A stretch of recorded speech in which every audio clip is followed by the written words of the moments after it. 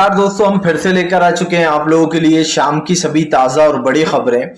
फटाफट अंदाज में एक एक कर बताएंगे आपको आज देश और दुनिया से क्या बड़ी खबरें निकल कर सामने आ रही हैं। लेकिन उससे पहले दोस्तों एक नजर डालेंगे सुर्खियों पर।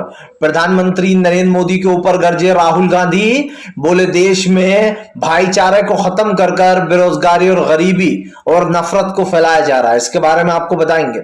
वहीं पर अगली बिग ब्रेकिंग में हम आपको बताएंगे दोस्तों, असदुद्दीन ओवैसी का हेमंत विश्वकर्मा पर बड़ा हमला, बोले फिलहाल एक के बाद एक मदरसे गिराया जा रहा है। इसके बारे में भी आपको बताएंगे। वहीं पर अगली बड़ी खबर में हम आपको बताएंगे दोस्तों, मोदी की ट्रोल आर्मी का जमकर हुई फजीहत। मोदी और अमित शाह के पुराने वीडियो सोशल मीडिया पर वायरल। दरअसल राहुल गांधी को बदनाम करने में लगे थे लेकिन हो गया खुद बदनाम। इसके बारे में भी आपको बताएंगे। वहीं पर अगली बड़ी खबर में हम आपको बताएंगे दोस्तों, जी दरअसल आपको बता दें, नीतीश कुमार ने भारतीय जनता पार्टी के ऊपर बोला बड़ा हमला, बोले फिलहाल इस बार एकजुट होगा विपक्ष और भारतीय जनता पार्टी को सत्ता से बाहर करेंगे। वहीं पर अगले बिग ब्रेकिंग में हम आपको बताएंगे दोस्तों, जी दरअसल आपको बता दें, निर्मला सीतारामन देश का निजीकरण करवा रही है, विपक्ष का जमकर हमला। इसके बारे में भी आपको बताएंगे। वहीं पर अगली बड़ी खबर में हम आपको बताएंगे दोस्तों, ओपी राजभर की पार्टी में बड़ी टूट, जी झटका लगा है। दरअसल 30 नेताओं ने दिया इस्तीफा, बोले मुख्तार अंसारी को फंडिंग का मामला है। इसके बारे में भी आपको बताएंगे। वहीं पर दोस्तों अगली बिग ब्रेकिंग में हम आपको बताएंगे, हर्षदीप को ट्रोल करने वालों पर जमकर बरसते हुए नजर आए इरफान पठान, बोले फिलहाल एक खिलाड़ी को बदनाम करने में लगे हैं ये लोग। इसके बारे में भी आपको बताएंगे। पाकिस्तान से हारने के बाद बेचारे हर्षदीप को टारगेट बनाया गया। वहीं पर अगली बड़ी खबर में हम आपको बताएंगे दोस्तों, भाजपा को बड़ा झटका देने के बाद हेमंत सोरेन बोले 2024 में सुपड़ा साफ होने वाला है इसके बारे में भी बताएंगे। वहीं पर दोस्तों अंध भक्तों को बड़ा झटका। जी हाँ, दरअसल आपको बता दें, ऋषि सनक कर रहे थे, लेकिन यूके की जो है यहाँ पर दोस्तों नई वो बन गई है। आपको बता दें पीएम, ब्रिटेन की नई पीएम बन चुकी हैं। जी हाँ, इसके बारे में भी आपको बताएंगे। तो सारी खबरें फटाफट अंदाज में देंगे, एक एक कर देंगे। फिलहाल खैर चलिए बढ़ते हैं सबसे पहली और सबसे बड़ी खबर की ओर। दरअसल दोस्तों आपको बता दें, राहुल गांधी को बदनाम करना पड़ा भारतीय जनता पार्टी को महंगा। मोदी और शाह के पुराने वीडियो सोशल मीडिया पर हुए वायरल। दरअसल दोस्तों आपको बता दें, ये गोदी मीडिया राहुल गांधी के वीडियो को एडिट कर या फिर उसको ट्रिम कर चलाती है। दरअसल दोस्तों कभी कभी आदमी की जबान फिसल जाती है। जैसे कि दोस्तों आप बोलना कुछ चाहते हैं लेकिन मुंह से कुछ और निकल जाता है। जैसे कि आपको याद होगा दोस्तों, मोदी सरकार का भी हाल ही का इंसिडेंट, बेटी पढ़ाओ बेटी पटाओ, हमने ये जो योजना शुरू की है। जी हाँ, ये मोदी जी ने अपने मुंह से बोला था, बेटी पटाओ बेटी पढ़ाओ बेटी पटाओ, जबकि होना तो ये चाहिए था कि बेटी पढ़ाओ बेटी बचाओ। लेकिन मोदी जी की टंग स्लिप हो गई और उनके मुंह से बेटी पटाओ निकल गया और ये वीडियो सोशल मीडिया पर वायरल भी हो गया था। लेकिन अब मैं राहुल गांधी की बात करता हूं। दरअसल दोस्तों राहुल गांधी ने अपने एक भाषण में उनकी जुबान स्लिप हो गई, क्योंकि वो शुरुआत से जिस पर बात कर रहे थे कि पेट्रोल आज उस वक्त पे 50 रुपए 55 रुपए लीटर था, 100 रुपए लीटर है। डीजल जो है 55 रुपए लीटर था, आज 90 रुपए लीटर है। और ऐसी चीजें, और दूध का बता रहे थे, दूध 35 रुपए लीटर हुआ करता था, आज 60 रुपए लीटर है। और इसी फ्लोर में राहुल गांधी की जुबान फिसल गई और उन्होंने कह दिया कि आटा आज जो यहाँ पर 22 रुपए लीटर है। तो बस इतने, हालांकि उसके बाद जैसे ही राहुल गांधी ने ये कहा कि आटा 22 रुपए लीटर है, उसके बाद राहुल गांधी ने अपनी गलती सुधारी और कहा सॉरी, आटा जो है 22 रुपए केजी है। यानी कि उन्होंने केजी उसी वक्त लगा दिया एक ही सेकंड में। लेकिन दोस्तों गोदी मीडिया तो धाक जमाए बैठी थी। नरेंद्र मोदी को खुद जो करना था, बीजेपी की ट्रोल आर्मी भी बैठी थी। उन्होंने राहुल गांधी के 9 सेकंड की वीडियो को काटा और सोशल मीडिया पर वायरल कर दिया कि देखिए कि ये इंसान कितना बड़ा पप्पू है, ये इंसान कितना बड़ा मूर्ख है जो आटे को लीटर में तिलवा रहा है, जबकि आटा तो केजी में आता है। लेकिन दोस्तों राहुल गांधी ने उसी वक्त केजी बोल दिया था, ये उस वीडियो में नहीं लगाया गया। लेकिन दोस्तों बीजेपी का छोड़ा हुआ तीर उनके ही पिछवाड़े में घुस गया।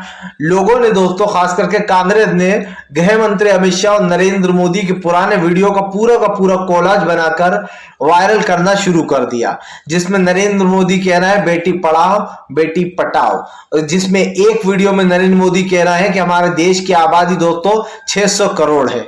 अब आप समझिए दोस्तों, हमारे देश की आबादी 600 करोड़ है और आपको हमें पता ही नहीं है। और सबसे बड़ी बात दोस्तों, हालांकि मैं ये मानता हूं कि ये मोदी जी की जबान फिसली थी, मोदी जी को पता है कि देश की कितनी आबादी है, 600 करोड़ नहीं है, लेकिन सिर्फ उनकी जबान फिसल गई थी। लेकिन अब देखिए दोस्तों, बीजेपी कैसे धाक जमाए बैठी रहती है, और बीजेपी के साथ साथ तमाम वो गोदी पत्रकार थे दोस्तों जो राहुल गांधी को ट्रोल करने में कोई मौका नहीं छोड़ते।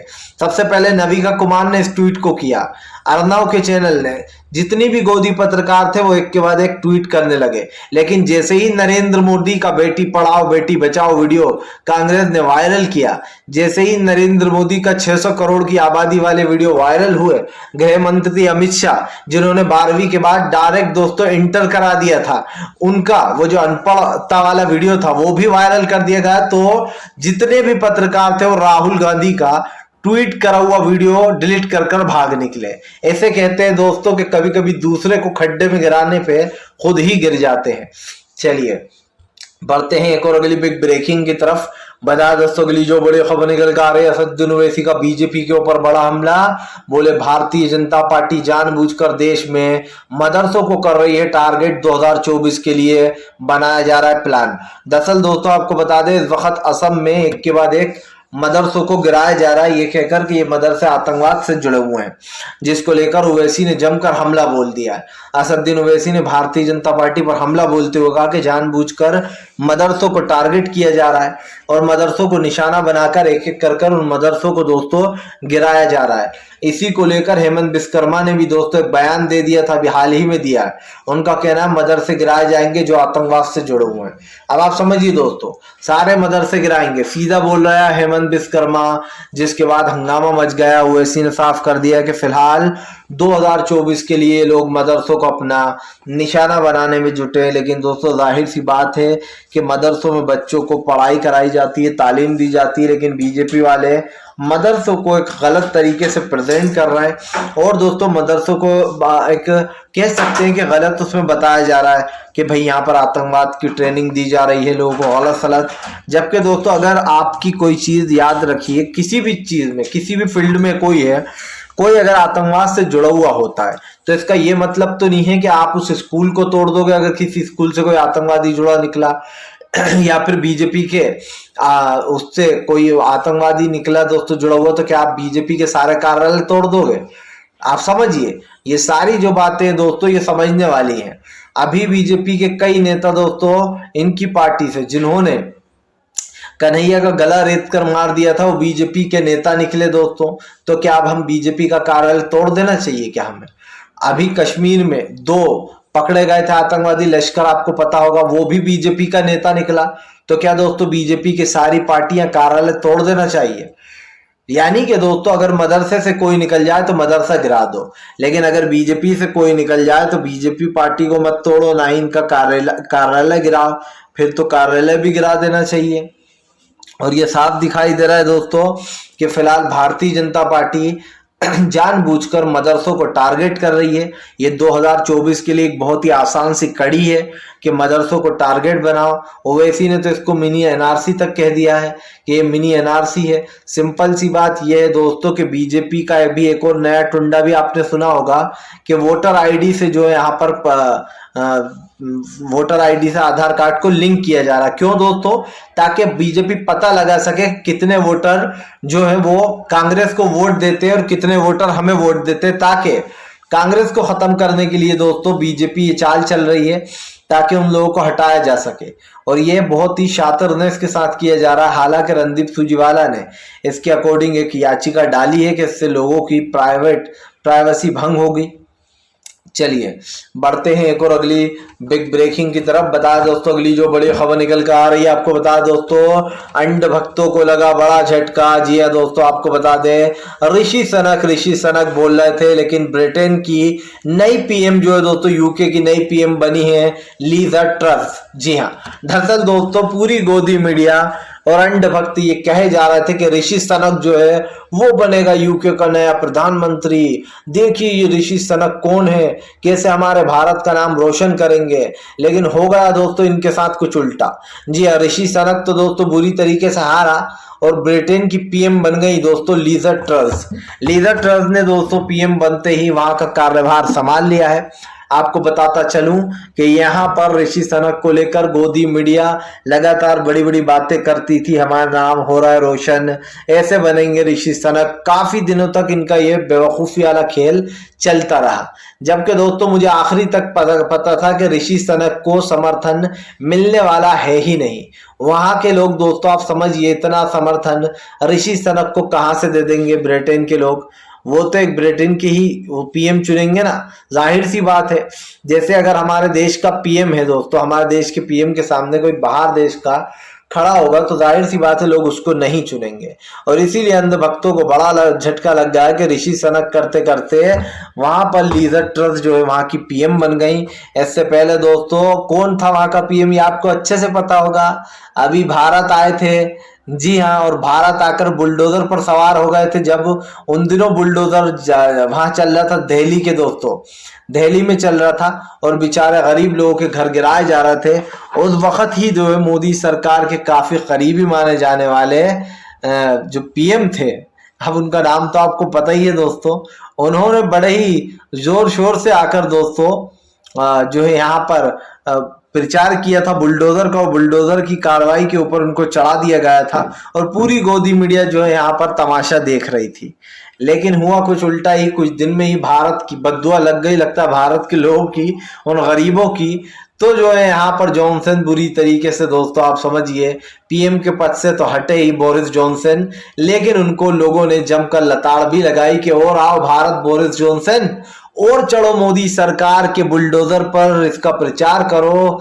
वो बुलडोजर उल्टा तुम्हारे ऊपर ही चढ़ गया और तुम पीएम पद से हट गए और लीज़ ट्रस बन गई हैं अब बोरिस जॉनसन की जगह वहां की नई पीएम। चलिए बढ़ते हैं एक और अगली बिग ब्रेकिंग की तरफ। बता दोस्तों अगली जो बड़ी खबर निकल कर आ रही है आपको बताता चलूं दोस्तों, भारतीय जनता पार्टी के ऊपर गरजे नीतीश कुमार, बोले बीजेपी देश से जाएगी तभी देश में विकास होगा। दरअसल दोस्तों आपका दादा नीतीश कुमार ने भारतीय जनता पार्टी के ऊपर हमला बोल दिया। नीतीश कुमार ने बीजेपी को घेरते हुए कहा कि फिलहाल अब बीजेपी पूरी तरीके से खत्म होने वाली है, क्योंकि जाहिर सी बात है दोस्तों जब भारतीय जनता पार्टी कुछ उल्टा सीधा करती है लोगों की नजरों में आ जाता है। और ऐसे में दोस्तों नीतीश कुमार ने साफ कर दिया है कि 2024 में खेल होगा, एक साथ विपक्ष पार्टियां आएंगी तो बीजेपी को बड़ा झटका लगेगा। आपको बता दें दोस्तों आंकड़े सामने निकल कर आ गए हैं, बीजेपी भले ही जगह जगह अपनी सरकार बना रही हो, लेकिन आने वाले पीएम पद के चुनाव में दोस्तों बीजेपी का पूरी तरीके से बेड़ा गर्क होने वाला है। भारतीय जनता पार्टी दोस्तों पूरी तरीके से फेल होने वाली है। सबसे बड़ी बात यह इस वक्त बीजेपी के पास दोस्तों कोई और चारा बचा नहीं है उसको जनता को लुभाने के अलावा। लेकिन अफसोस की बात यह है कि महंगाई अभी भी बढ़ी हुई है, खत्म नहीं हो रही।